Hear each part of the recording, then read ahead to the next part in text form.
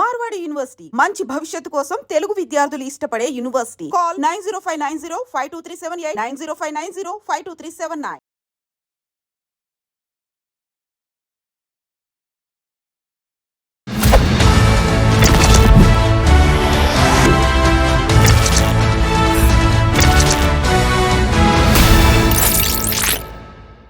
అందరికీ నమస్కారం. నేను Swaroopa Putlapalli. Welcome to trending topic. Hyderabad లో జరిగిన ఐటీ ఉద్యోగిని దేవిక అనుమానాస్పద మృతి అనేది ఇప్పుడు అనేక ప్రశ్నలు రేకెత్తిస్తోంది. పెళ్లైన 6 నెలలకే ఆమె ఆత్మహత్య చేసుకుంది అంటూ భర్త చెప్పడం, పైగా ఆమె ఒంటి మీద గాయాలు కూడా కనిపించడం అనేక అనుమానాలకు తావిస్తోంది. ఒకవైపు ఆడపిల్లలు బాగా చదువుకొని ఉద్యోగాలు చేస్తూ కూడా ఇలా అత్తింటి ఆరళ్ళు వరకట్న వేధింపులకు బలవ్వడం ఏంటి అని పలువురు ప్రశ్నిస్తున్నారు. ప్రస్తుతం నాతో పాటు అడ్వకేట్ ఉషశ్రీ గారు ఉన్నారు. ఆవిడతో మాట్లాడదాం. ఉషశ్రీ గారు నమస్తే అండి. నమస్తే స్వరూప గారు. చూసారు కదా, దేవిక అనే ఐటీ ఎంప్లాయీ సూసైడ్ చేసుకుందని చెప్తున్నారు. కానీ అదొక సస్పెక్ట్ డెత్ లాగే కనిపిస్తోంది. ముఖ్యంగా వారి పేరెంట్స్ కూడా, కుటుంబ సభ్యులు చెప్తూనే ఉన్నారు, లేదు మా అమ్మాయిని చంపేశారు, ఆమె మీద కొరికిన గాయాలు కూడా ఉన్నాయి అంటున్నారు. మీరు ఆ కేసు ఫాలో అయ్యారు కదా, మీరేమంటారు దీని మీద? ఇది చూస్తే మనం ప్రేమ వివాహంగా ఉంది. వాళ్ళ అమ్మగారు చెప్పిన దాన్ని బట్టే.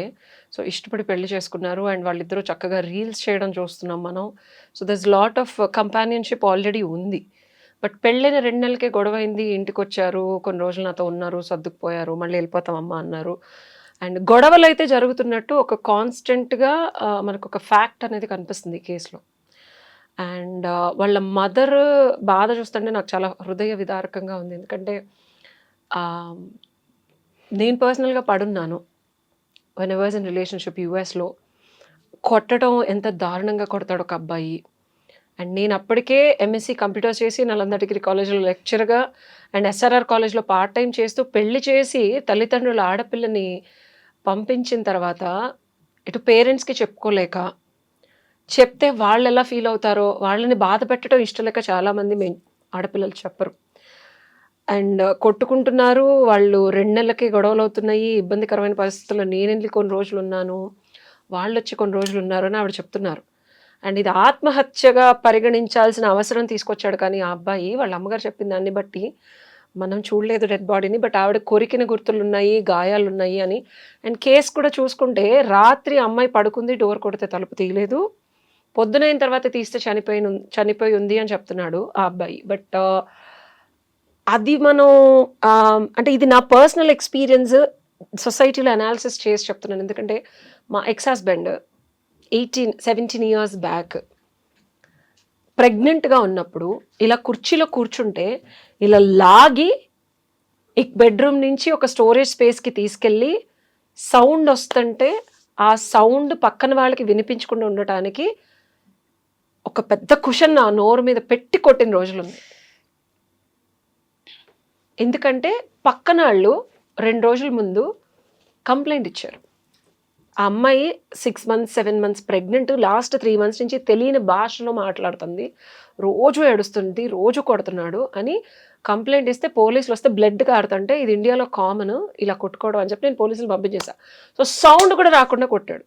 అట్ దట్ టైం నేను చనిపోయి ఉంటే నా సాధనో ఇంకొకటో ఊపిరి నేను ఒక ఆల్మోస్ట్ ఒక 28 minutes అప్పుడు హోల్డ్ చేయగలిగే దాన్ని కాబట్టి బతుకున్న సాధన చేశాను. కాబట్టి ఇమాజిన్ కుక్కేస్తే నేను చనిపోయి ఉంటే మా పేరెంట్స్కి తెలియదు ఇక్కడ నేను ఎందుకు చనిపోయానో తెలియదు అని చెప్పి. సో అలాంటి పరిస్థితులు నేను పర్సనల్గా గోత్రూ అయ్యి ఉన్నా. కాబట్టి ఈ కేస్ అనాలిసిస్లో ఒక మనిషి ఒక అమ్మాయిని, ఎస్పెషలీ మెన్ మ్యాస్కులిన్గా వాళ్ళే పవర్ఫుల్ ఉంటారు. ఈ కేసులో అనుమానాస్పదమైన ఫ్యాక్ట్స్ ఉన్నాయి అని వాళ్ళ అమ్మగారు వ్యక్తపరుస్తున్నారు. అండ్ ఇది ఆత్మహత్య అని మీరు చాలామంది మీడియా వాళ్ళు, నాకు ఆ మాట నచ్చలేదు కాబట్టి నేను ఈ వీడియో చేయాల్సి వస్తుంది. ఎందుకంటే అంత అందంగా ఉంది ఆడపిల్ల, ఎంత చక్కగా చదువుకొని సాఫ్ట్వేర్ జాబ్ చేస్తూ, భర్తతో గొడవలైతే కంట్రోల్ చేసుకోవాలి, లేకపోతే ఇబ్బందికరమైన పరిస్థితుల నుంచి బయటకు రావాలి అన్న క్లారిటీ ఆ అమ్మాయికి డెఫినెట్గా ఉంది. అంత చక్కగా డ్యాన్స్లు వేస్తోంది. అంటే సొసైటీలో మరి ఇంట్రోవర్ట్ అమ్మాయో, ఏమీ తెలియని అమ్మాయో, ప్రాబ్లమ్స్ వస్తే చనిపోయే అమ్మాయో లాగా అయితే కనిపించట్లేదు నాకు.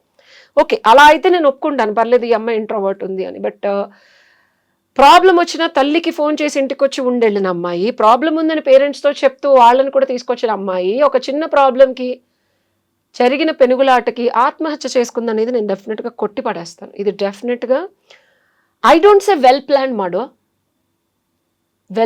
మర్డర్ అని నేను చెప్పను. ఎందుకంటే నా అబ్బాయి ఇప్పుడు బాడీ లాంగ్వేజ్ని బట్టి వాళ్ళిద్దరు వేసిన డాన్స్లు ఇవి చూస్తుంటే ఆ అబ్బాయి కూడా ఇష్టం ఉంది.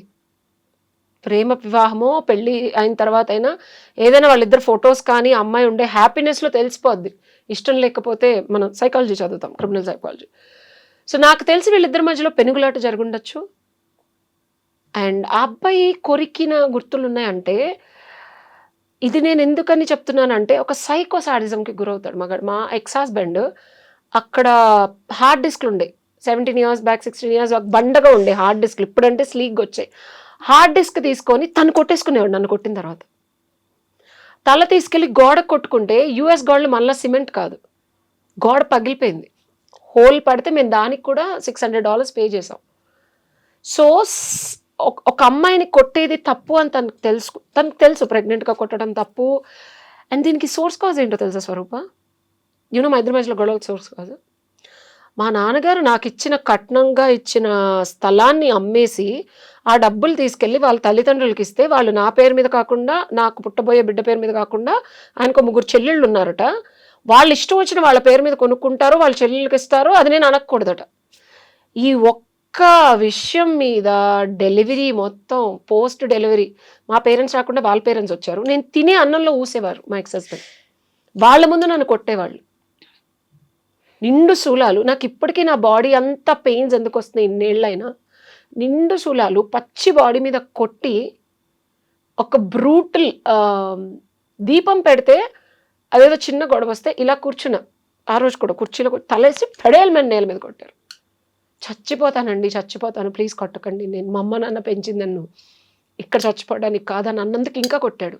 నువ్వెవత్తివే మా అమ్మని అనటానికి. సో ఇలాంటి పెనుగులాటలో ఇవి నేను 3 years పర్సనల్గా గోత్రు అయ్యా. ఆఖరికి నేను చచ్చిపోతే అమెరికాలో కాదు, సొసైటీకి చూపించుకోవడానికి భర్త ఉన్నాడు, పిల్లాడున్నాడు. ఈ రోజు కూడా చాలామంది అడుగుతారు నీ బాబుని చూడాలని లేదా అని. ఇంకోటి చెప్తాను, నేను అంత బ్రూటల్గా ఉన్న హస్బెండ్కి పుట్టిన బాబు పసిపిల్లాడు అంటాడు, బీజాలు అవే వస్తాయి. అలాంటి భర్త కానీ అలాంటి పిల్లలు కానీ వద్దని వదిలేసి వచ్చాను. This is the biggest reason. ఇది ఎప్పుడు చెప్పలేదు నేను. సో కామన్ సెన్స్, ఆడపిల్లని ప్రెగ్నెన్సీలో కొట్టకూడదు, రేపు డెలివరీ ఉందంటే ఈరోజు వరకు సెక్స్ చేయకూడదు, టార్చర్ పెట్టకూడదు ఫిజికల్గా, పోస్ట్ డెలివరీ 5 days తర్వాత కొట్టకూడదు అనేది అంత బ్రూటల్ హ్యూమన్స్ ఉన్న 18 years బ్యాక్ చూసా. సో ఈ అబ్బాయి ఒరవడి కూడా నాకు అలాగే అనిపిస్తుంది. ఎంత ప్రేమకు అనిపిస్తుంది, ఎంత డ్యాన్స్లు వేసినా.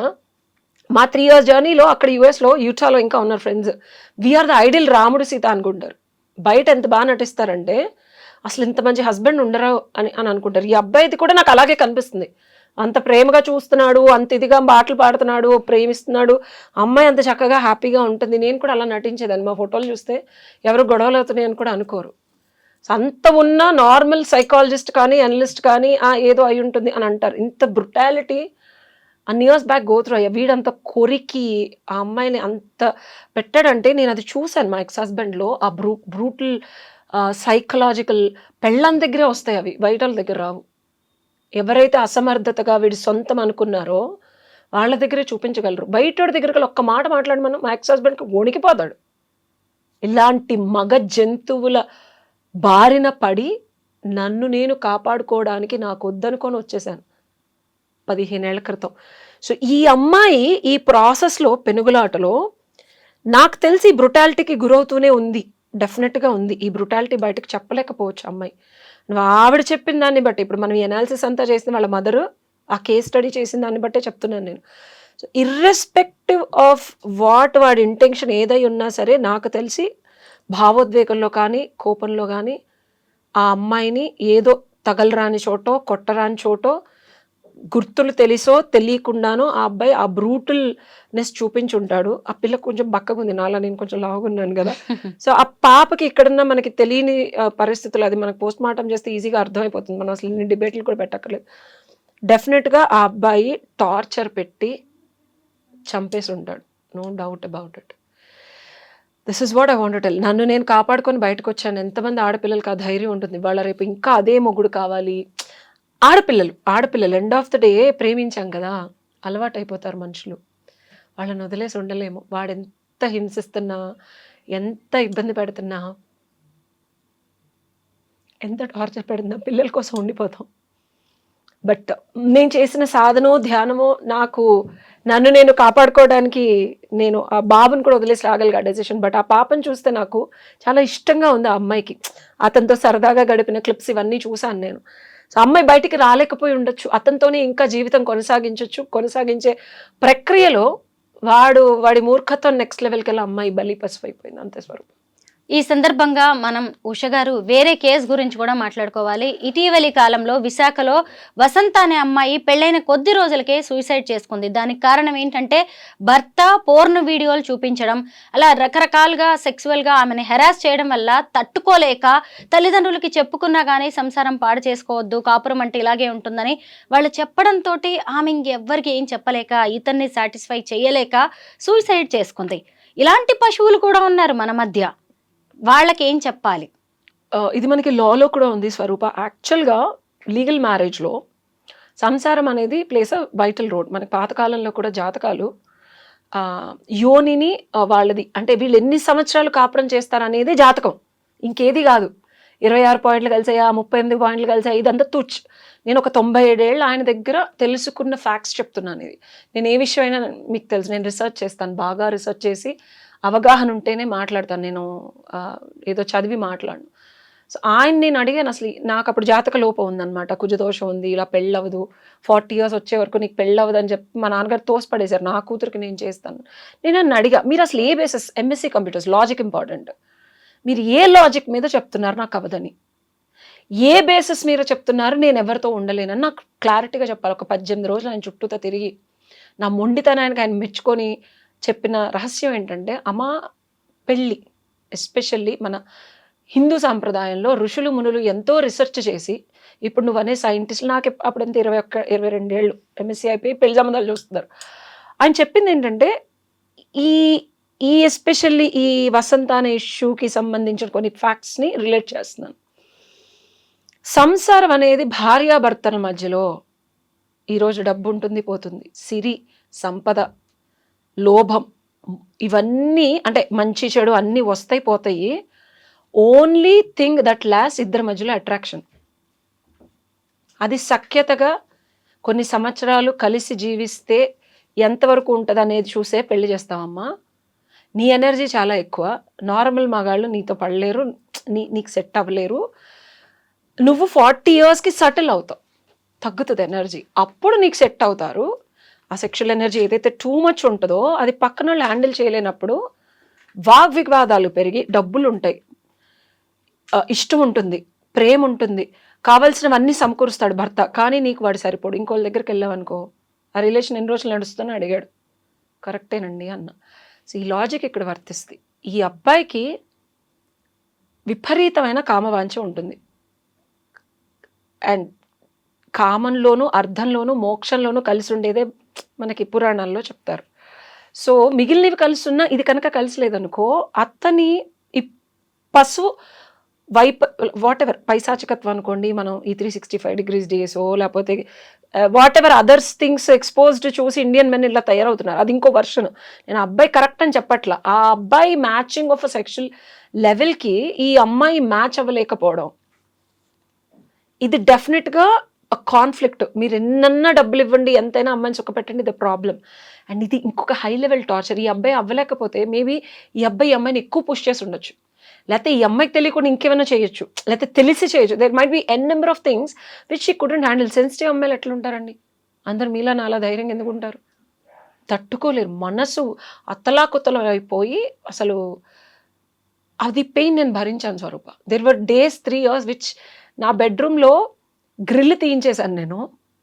I want to jump and die. There were days where I want to do suicide. ఒకటే గుర్తుపెట్టుకున్నా, మీడియాలో మహా అయితే ఈ అమ్మాయి చచ్చిపోయిందని పైనుంచి కింద పడి రాస్తారు, దానివల్ల నాకేం వస్తుంది? ధైర్యంగా ఉండి కదా నేను ఏం గోత్రు అయ్యానో జనాలకి చెప్పడానికి. So suicide is real, mental torture is real, psychological trauma when somebody is pushing something on you is real. Cope up mechanism అందరి దగ్గర ఉండకపోవచ్చు. నాకు ధ్యానం ఉంది, భగవంతుడు ఉన్నాడు, అమ్మాయి అందుకే చనిపోయి ఉంటుంది. అండ్ ఈ 2 విషయాలను మనం గమనిస్తే ఆ అబ్బాయి ఎక్స్పెక్టేషన్స్కి అమ్మాయి ఫిట్ అవ్వట్లా.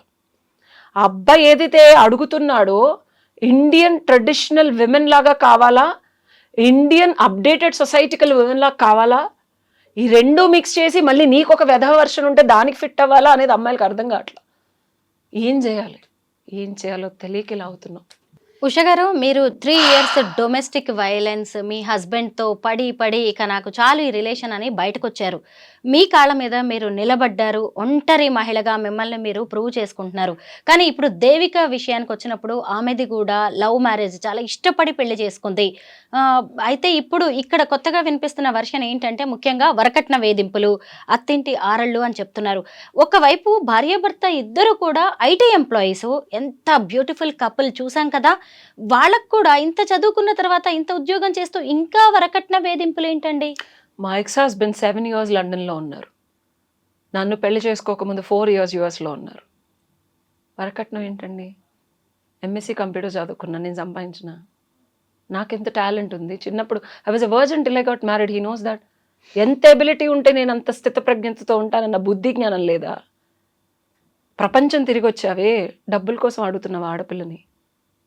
ఈ బుద్ధి అబ్బాయిలకి కాదండి, వాళ్ళ తల్లిదండ్రులకి, కన్నవాళ్ళకు ఉండాలి.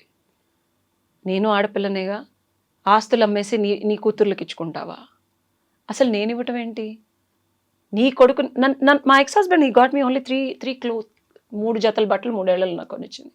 ఫీడింగ్ బ్రాస్ కూడా మా మదర్ ఇండియా నుంచి పంపించారు. అంటే ఆడపిల్లలంటే ఎంతసేపు పాతకాలంలో చెప్పినట్టు నువ్వు ఇస్తూనే ఉండాలా? నీకు డబ్బులు ఇవ్వాలంట, సారి ఇవ్వలేదు, సారి సరిపోలేదు. నేను చెప్తున్నాను ప్రాక్టికల్ రియాలిటీగా. మా నాన్నగారు నన్ను ఇండియాలో కాపురం పెట్టు, ఇల్లు కొనిచ్చి నీకు అన్ని ఇస్తా, అమెరికాలో డాలర్స్లో సారి పంపించమంటే ఎన్ని కోట్లు ఇవ్వాలయ్యా నీకని అడిగారు. ఇవ్వాలంట, అమెరికాలో ఉన్న ఇవ్వాలి. అదే అర్థం కాని విషయం ఏంటంటే, ఆడపిల్లలు అప్పుడు నువ్వు పల్లెటూరులోనో లేకపోతే ఏదో చదువుకొని కాబట్టి సిరి సంపద ఇచ్చేవాళ్ళు ఆడవారి స్త్రీధనంగా. బ్రతకటానికి, బ్రతుకు తెరువు కోసం ఫ్యూచర్లో తనకు కానీ, భర్తకు కానీ, పిల్లలకు కానీ సేఫ్ సైడ్గా కొంత ధనాన్ని తల్లిదండ్రుల నుంచి ఇచ్చేవాళ్ళు. అది మనకున్న ఒక శాస్త్రం. నేను దాన్ని తోసిపట్టట్లేదు. ఇచ్చిన దానికి తృప్తిగా తీసుకొని నువ్వు మగాడివైతే నువ్వు సంపాదించి ఆడపిల్లని రెస్పెక్ట్ చేసి ఆ అమ్మాయిని ఫ్లరిష్ చేయాలి. నీ ఇల్లు ఇస్తే అమ్మాయి చక్కగా దాన్ని హోమ్ లాగా చేసి వంట చేసి పడుతుంది, రా మెటీరియల్స్ తెస్తే ఆ రెస్పెక్ట్ ఒకటి లేదు. ఏదో ట్రెడిషన్ పట్టుకొని కట్నం ఇవ్వలేదని చెప్పి చుప్పనాతి మాటలు, ట్రీట్ చేసే పద్ధతి, మానసికమైన టార్చర్ లాలో ఇది ఇంబైబ్ చేశారు. There is also brutality, mental brutality these days is so evident. అంటే వాడు తిట్టడు, కొట్టడు, ఏమీ చేయడు. అత్త వాళ్ళ ఇంటికి వెళ్తే డిగ్రేడింగ్గా బిహేవ్ చేయడం, ట్రీట్మెంట్ చేసే పద్ధతిలో వాళ్ళందరినీ అక్కడ కూర్చోమని, ఇప్పుడు నేను తినే దాంట్లో ఊసినట్టు ఎగ్జాంపుల్. అసలు అది తినమని చెప్పి మళ్ళీ గొడవ, తినకపోతే కొట్టారు. Can you believe that? అసలు ఎంత నీచం అది! ఏం ట్రీట్మెంట్ అది! అది కూడా ఇదన్నీ ఎప్పుడు ఆపేస్తారట? పేరెంట్స్కి ఫోన్ చేసి కట్టిన డబ్బులు తీసుకొస్తే ఆపేస్తారంట. మేమన్నా జైల్లో ఉన్నామా పెళ్లి చేసుకొని? మాకేంటి మాకు తల్లిదండ్రుల్ని చొక్కా పట్టుకొని అడగాలనిపించింది మా నాన్నని. నువ్వు నాకు 7 రోజుల్లో పెళ్లి చేసావు నాన్న, పెళ్లి చూపులు చూసి, అరేంజ్డ్ మ్యారేజ్ అని అబ్బాయితో మాట్లాడనివ్వలేదు. ఇలాంటి వెధవల్న సెలెక్ట్ చేసేది మీరు? తినే అన్నంలో ఊసి అది తినమని కొట్టిన వెధవనా నువ్వు నాకు ఇచ్చి పెళ్లి చేసింది? ఏం క్రాస్ చెకింగ్ చేసుకున్నారు? క్రాస్ చెకింగ్ చేసుకుని అఫ్కోర్స్ ఇవి తెలియదు అనుకోండి. అంటే డబ్బులు ఇస్తే ఆపేస్తారా? కట్నం ఇస్తే ఆపేస్తారా? ఇవ్వకపోతే టార్చర్ పెడతారా? కొడతారా? చంపుతారా? మీరెవరండి? ఎవరు మీరు? మీకెవరిచ్చారు హక్కు? మమ్మల్ని పెంచారా, పోషించారా, మా ఆలనా పాలనా చూసారా, మాకు మంచి చెడు చెప్పారా? ఏదో మీతో లీగల్గా పడుకోవటానికి ఒక లైసెన్స్ తెచ్చుకున్నాము, ఇది పచ్చిగా ఉండొచ్చు అని మీరు అనుకుంటున్నారేమో. మేమనుకుంటే, ఇదే వద్దనుకుంటే, అసలు పెళ్ళిళ్ళే బాయ్కాట్ చేస్తే నెక్స్ట్ జనరేషన్ ఉంటుందా? హ్యూమన్ రేస్ ఉంటుందా? ఇది నా ప్రశ్నలు. టార్చర్ చేసే ప్రతి మగాడు ఏదో అనుకుంటున్నాడు. నేను ఇంకొక యునీక్ పర్స్పెక్టివ్ చెప్తాను మీకు. సొసైటీకి కాన్షియస్నెస్ ఉంటుంది. The suppression of a women ఒక 100 ఏళ్ల నుంచి తొక్కి, మడిచి, విరిచి, విరక్కొట్టిన విమెన్ మనం ఉదంతాలు చూస్తున్నాం. ఒక బాయ్ ఫ్రెండ్ కోసం భర్తని చంపేసిన విమెన్ వస్తోంది ఇప్పుడు బయటికి. పిల్లల్ని వదిలేసి, మొగుళ్ళని చంపేసి, ప్రేమ కోసం పారిపోయే ఆడ జనరేషన్ క్వశ్చన్ చేయకండి. మీరు పెట్టిన టార్చరే, మీరు తొక్కిన తొక్కుడే, మీరు చంపిన చావులే subconscious of the society కింద మారి ఆ కాన్షియస్నెస్ లోంచి మాకు ఆలోచనలు వచ్చి మమ్మల్ని ఆ ప్రయత్నం కాదు యాక్షన్ తీసుకొని రియాలిటీలో నిజం చేసేలా చేస్తున్నాయి. మమ్మల్ని అడగండి, మళ్ళీ మీరు పెట్టిన టార్చరే ఇది, మీరు చేసిన కర్మే ఇది. మీ తల్లులకి చెల్లులకి జరిగేటప్పుడు మీరు నోరు మూసుకొని వెళ్ళి అబ్బాయిని మందలించి కొట్టి వాడిని చంపకుండా, లేకపోతే పియర్ గ్రూప్ కూడా మా ఎక్స్ హస్బెండ్ ఇంకో పెళ్లి చేసుకుంటే శబాష్ శబాష్ శబాష్ అనే పియర్ గ్రూప్కి ఇదొక శిక్ష. రేపొద్దు నీ పెళ్ళామో నీ కూతురో నీ చెల్లో ప్రేమ కోసం నువ్వేదైతే సప్రెస్ చేసావో ఆ ప్రేమ కోసం నిన్నో నీ భర్తనో లేకపోతే నీ కొడుకునో నీ మావయ్యనో చంపేస్తుంది. Be ready for that. ఏం లేదండి, నిజమే. ఇప్పుడు మీరు చెప్పింది వింటుంటే ఇదంతా రివర్స్ అయ్యి మనకి కర్మ కమ్స్ బ్యాక్ అండి. మీరు చేసింది మీకు రావడం కాదు, సొసైటీలో ఉండేది ప్రతిది లాలో ఉంటది. ఏదైనా తప్పు జరుగుతున్నప్పుడు దానికి సాక్ష్యం నువ్వు చూసి కనుక నోరు మూసుకొని ఉన్నా తప్పే, తెలిసిన నిజాన్ని చెప్పకపోయినా తప్పే. జరుగుతున్న ఘోరాన్ని సప్రెషన్ నాకేం జరుగుతుంది అదే కదా.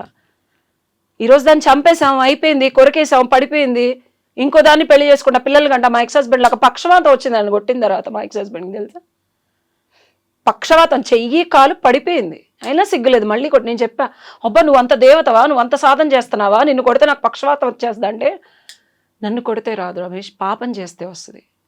నిండు శూలాలుగా ఉన్న భార్యని, ఒక వర్జిన్గా ఉండే అమ్మాయిని ప్రెగ్నెన్సీ చేసి దాన్ని నువ్వు రోజు దాంతో సెక్స్ చేస్తూ పడుకొని మళ్ళీ దాన్ని కొడుతున్నావు చూసావా, ఆ పాపం ఎక్కడికి వెళ్తుంది? నేను కాదు, నేను వెళ్ళిపోతా, అది ఉంటుంది నీతోనే అని చెప్పా. ఐఎమ్ సో సారీ బికాజ్ ఆ అమ్మాయి బాధ, వాళ్ళ మదర్ బాధ, ఇట్ వాజ్ సో చాలా హృదయ విదారకంగా ఉంది. అందుకే నాకు ఉషశ్రీ గారు, దేవికది ఇప్పటి వరకైతే సస్పెక్ట్ డెత్, ఆమెది ఇప్పుడు అనుమానాస్పద మృతి. ఒకవేళ భర్త వేధింపులు భరించలేక ఆమె ఆత్మహత్య చేసుకుంది అనుకోండి, లేదు అంటే ఈ భర్తే చంపేశాడు అనుకోండి, రెండిటి మధ్య పెద్ద తేడా కనిపించట్లేదు. అంటే ఆత్మహత్య చేసుకోవడం, ప్రాణాలు పోయే వరకు తెచ్చుకోవడం, అక్కడ దాకా ఎందుకు పరిస్థితుల్ని తెచ్చుకుంటున్నారు అమ్మాయిలు? ఇప్పుడు మీరు మీ భర్త చేతుల్లో ఎంత హింసకు గురయ్యారో మీకు తెలుసు, ఇక అక్కడే ఉంటే నా ప్రాణాలు పోతాయి, ఏ సూసైడ్ గానో సీన్ క్రియేట్ చేసేస్తాడని తెలిసి మీరు బయటకు వచ్చి మీరు ఈరోజు అడ్వకేట్ గా ఇంకెంతో మందికి ఇన్స్పిరేషన్ గా నిలుస్తూ ఉన్నారు. మరి ఈ అమ్మాయిలు వాళ్ళు ప్రాణాలు తీసుకోవడం, లేదంటే ఎదుటి వాళ్ళ చేతుల్లో ప్రాణాలు పోగొట్టుకునే వరకు ఎందుకు పరిస్థితులు తెచ్చుకుంటున్నారు? ముందే ఎందుకు జాగ్రత్త పడలేకపోతున్నారంటారు? మన ఇండియన్ కల్చర్లో కానీ సిస్టంలో కానీ మనకు చదువుల్లో కానీ బ్రిటిష్ కల్చర్ వచ్చిన తర్వాత ధ్యానం కానీ పూజలు కానీ సంస్కృతి కానీ, ఐఎమ్ సో బ్లెస్డ్. మా మదర్ నాకు 1 year 9 monthsకే ఐపస్వ మంత్రాలు చదివించారు. వద్దన్నా కాదన్నా ఒక పద్ధతి of connecting with the universe నేర్పించారు. సో అదే నన్ను మొక్కై ఉన్నది మానే వంగిద్దా అని టీనేజ్కి వచ్చిందా నేర్పిస్తే నేను ఎందుకు ఇవన్నీ అనుకుంటా నేను. సో చిన్నప్పటి నుంచి నేర్పించడం వల్ల ప్రాబ్లం వస్తే నేను మనుషుల దగ్గరికి వెళ్ళను ఇప్పుడు కూడా. If I have a problem I go and talk to the universe, connect to goddess. మీతో కబుర్లు చెప్పినట్టు ఆవిడ తెలియదు, ఏంటి అసలు ఏంది పరిస్థితి, నాకు ఎందుకే టార్చర్ అంట. ఎప్పుడైతే మనం ఒక హయ్యర్ కాన్షియస్నెస్కి కనెక్ట్ అవుతామో, ఆ ట్రైనింగ్ స్కూల్లో అన్నా ఇవ్వాలి, కాలేజ్లో అన్నా ఇవ్వాలి, తల్లిదండ్రులను ఇవ్వాలి, లేకపోతే సొసైటీలో మనమన్నా సొంతగా నేర్చుకోవాలి. ఈ 4 ఎలిమెంట్స్ జరిగినప్పుడు ఇట్లాంటి డెత్స్ అవుతాయి. సో డెత్స్ ఎందుకు అవుతున్నాయి అంటే, ఆత్మన్యూన్యతకి గురైనప్పుడు బయటకు వచ్చే మార్గం అనేది పక్కనోడు చెప్పినా వినిపించదు స్వరూప. అప్పుడు వినబుద్ధి కాదు, మనసుకెక్కదు, ఘోష లోపల నుంచి అంత గట్టిగా ఉంటుంది. పంచేంద్రియాల నుంచి ఏ సెన్స్ కూడా మనల్ని మన నుంచి చాలా దూరంగా తోసేయడానికి ప్రయత్నించినప్పుడు ఆత్మని కూడా కట్టేద్దాం, షట్ డౌన్ అయిపోద్ది అన్న ఫీలింగ్ వస్తుంది. ఇది రియల్ ఎక్స్పీరియన్స్ ఆఫ్ డెత్. నేను చెప్తున్నా, ఆ కిటికీ దగ్గర కూర్చొని నేను రాసిన ప్రతి మాట నాకు గుర్తుంది. ఎన్ని డెత్ నోట్లు రాశానో నాకు గుర్తుంది. ఆ సౌండ్ని షట్ డౌన్ చేయగలిగిన శక్తి ఓన్లీ యూనివర్స్ నుంచే వచ్చింది నాకు. కాబట్టి నేను బ్రతికున్నా, బికాజ్ అది చాలా గట్టిగా ఉంటుంది స్వరూప. డెత్ మనకి అది డెత్ లాగా పెద్దగా అనిపిస్తుంది కదా, అసలు ఆ మూమెంట్లో అది తప్పించి ఇంకా అంతకైనా సుఖమైంది ఇంకోటి ఉండదు. రాసుకో, ఇది పడ్డవాడికి తెలుస్తుంది అంటారు, ఇది ఎవరు చెప్పుండ్రు కూడా. ఈ క్షణంలో చచ్చిపోతే ఈ బాధ ఇంతటితో అంతమైపోతుంది అనే ఒక ఫీలింగ్ చాలా అద్భుతంగా ఉంటుంది. అందుకే సూసైడ్ వస్తుంది. సూసైడ్ ఒకవేళ వస్తే, ఇది మాత్రం మనం ఫస్ట్ విషయంలో సూసైడ్, ఇది అమ్మాయి గురించి చెప్పాను. సెకండ్ విషయంలో మాత్రం దిస్ ఇస్ అ కంప్లీట్లీ పెనుగులాటలో ఆ అబ్బాయి టార్చర్ పెట్టి ఎక్కడో ఏదో తగిలి ఉంటుంది, అమ్మాయికి చనిపోయింది అంతే. పోస్ట్ మార్టంలో తెలుస్తుంది.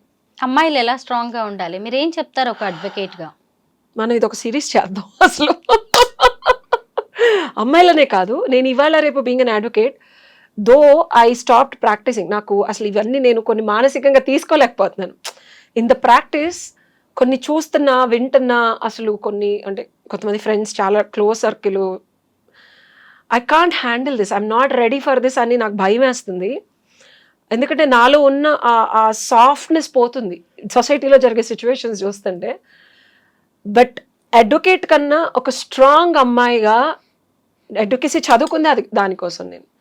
నేను ఇలానే సాఫ్ట్గా సటిల్గా ఫ్యాషన్ డిజైనర్గా ఉంటే నేను చచ్చిపోతాను, నా వల్ల కాదు. లాజికల్ బ్రెయిన్ యాక్టివేట్ చేయాలి.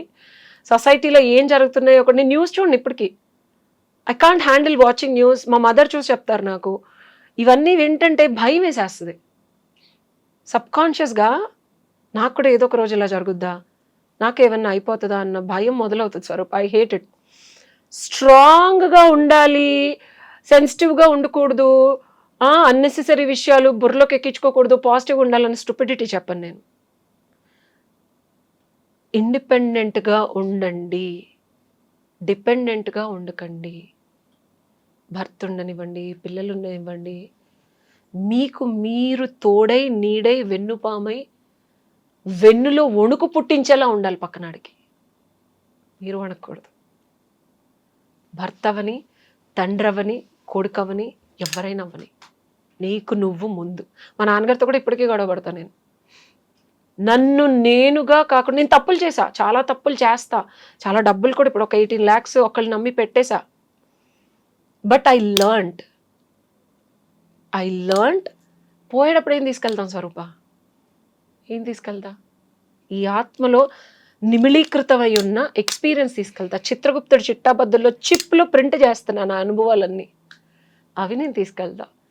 18 లక్షలు ఏంటి, 18,000 లక్షల కోట్లు సంపాదించినా వదిలేసి వెళ్ళిపోతా. సంపాదించే సత్తా తెచ్చుకుంటున్నా. ఫెయిల్ అయినప్పుడు ఆగిపోయానా, అది నా తప్పు. ఆగకుండా పరిగెడుతున్నా, అది ధైర్యం, అది being independent. Thank you so much Usha గారు.